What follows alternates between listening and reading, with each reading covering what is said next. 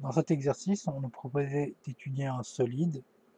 Étude du solide représenté. Le dessin ci-contre est une représentation en perspective cavalière d'un solide. Et donc, il y avait une série de questions qui étaient plutôt des questions de vocabulaire. Donc, la première question, c'était quel est le nom du solide représenté? La deuxième, que représente le segment SO pour ce solide? La troisième, que représente le segment SA pour ce solide? Que représente le disque de rayon AO pour ce solide? Et la dernière question était l'expression π fois la distance OA fois la distance SA est l'aire d'une partie de ce solide, laquelle? Évidemment, le nom du solide, tout simplement, c'était un cône. Et on peut préciser cône de révolution. On aurait pu préciser le solide est un cône de révolution de sommet S, par exemple.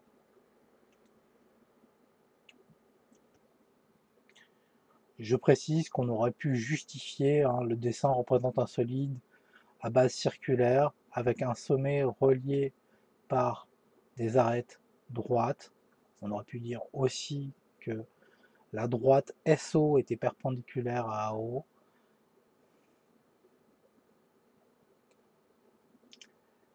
Quoi qu'il en soit, le solide est bien un cône de révolution. La deuxième question, c'était que représente le segment SO pour cette figure? Clairement, on sait que dans un cône, la hauteur est perpendiculaire à la base. Et ici, le segment SO représente la hauteur du cône.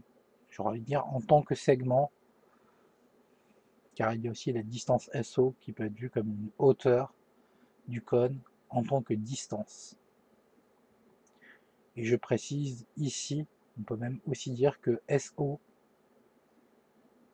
est une hauteur en tant que droite. Une hauteur du cône, bien sûr. Et d'ailleurs, lorsque l'on dit que dans un cône, la hauteur est perpendiculaire à la base, on parle de la droite hauteur qui est perpendiculaire à la base en tant que figure plane. Continuons sur les questions de vocabulaire. Le segment SA représente quoi pour ce solide? Tout simplement, on a l'habitude de dire que le segment SA est la génératrice du cône. J'avertis, on peut utiliser aussi le mot apothème. Je préfère le mot apothème. J'avertis, techniquement, ce n'est pas une génératrice du cône, mais on accepte en troisième que l'élève dise que c'est la génératrice du cône. On devrait dire plutôt segment générateur. Il faut savoir qu'une génératrice est une droite, et que dans ce cas-là, en fait, le cône aurait une hauteur infinie, et il ressemblerait plutôt à deux cônes collés l'un à l'autre, en hauteur, justement. Mais ceci dépasse quelque peu les notions de troisième. Donc, en troisième, le mot génératrice est accepté. Et donc ici, la génératrice relie le sommet à un point du cercle de base dans un cône. C'est une phrase acceptable à un niveau troisième. Ensuite, que représente le disque de rayon AO? Tout simplement, c'est la base du cône. Donc la base d'un cône est un disque, et c'est une propriété qu'il faut connaître, ça fait partie de la définition d'un cône. Et donc le disque de rayon AO est la base circulaire du cône. La dernière question est un peu plus subtile. on nous demandait que représentait l'expression pi fois la distance OA fois la distance SA.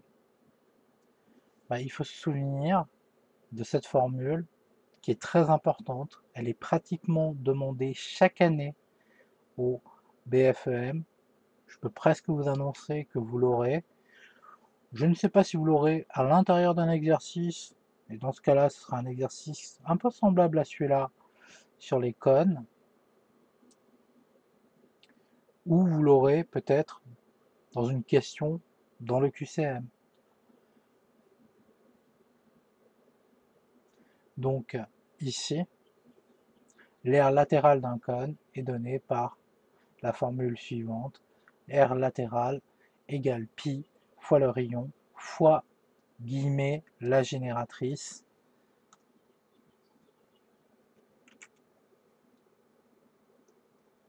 Je vais mettre des petits guillemets autour de génératrice ici pour que ça soit un peu plus subtil, mais on peut dire aussi fois l'apothème.